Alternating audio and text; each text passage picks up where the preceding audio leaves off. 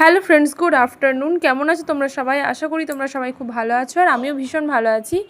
তো দুই ভাই বোনে সকাল 7টার সময় রেডি হয়ে দাঁড়িয়ে আছে স্কুলের জন্য।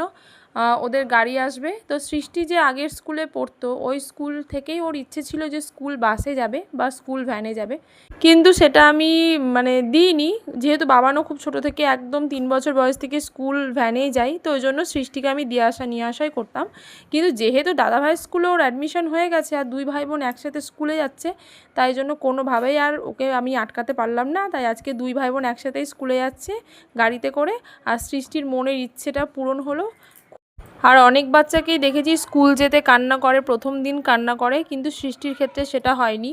ও দেখো ইজিলি এই পুলকারেও চলে যাচ্ছে, আর অনেক দিন থেকে ওর ইচ্ছে ছিল যাবে এরকম।